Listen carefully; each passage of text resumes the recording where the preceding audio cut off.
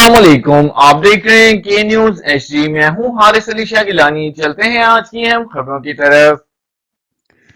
ताज़ा तरीन खबरों से बाखबर रहने के लिए हमारा चैनल सब्सक्राइब कीजिए।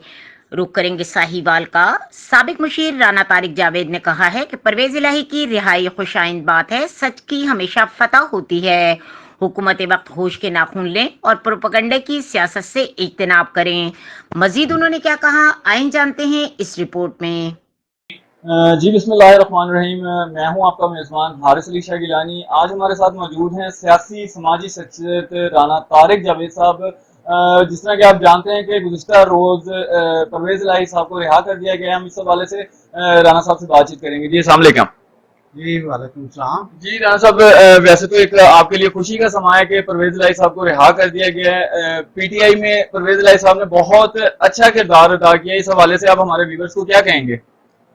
जी जैसे कि आप सबको मालूम है कि परवेज़ इलाही साहब एक आला किस्म के इंसान हैं और इनकी शख्सियत जो है वो पाकिस्तान भर में मानी गई है।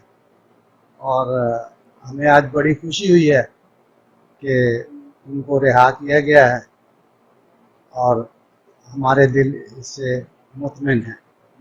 तो इस हवाले से आप जो हमारे व्यूअर्स हैं, व्यूअर्स को क्या बताएंगे कि आने वाले वक्त में क्या इमरान खान को भी इसी तरीके से रिहा किया जाएगा और ये मुत्तहिद होकर एक हुकूमत बनाएंगे? वेल, इस वक्त मैं कुछ नहीं कह सकता क्योंकि अभी जो टाइम है ना वो बड़ा क्रिटिकल टाइम है।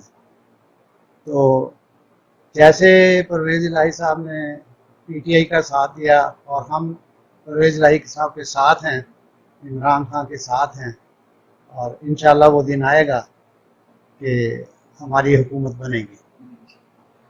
ये थे हमारे साथ राना तारिक जावेद साहब, जो बहुत पुरुमीद नजर आते हैं कि इंशाल्लाह इनकी हुकूमत बनेगी। मुल्की और गैर मुल्की खबरों के लिए हमारे साथ रहिएगा। तब तक के लिए अपना ख्याल रखिएगा। अल्लाह हाफिज।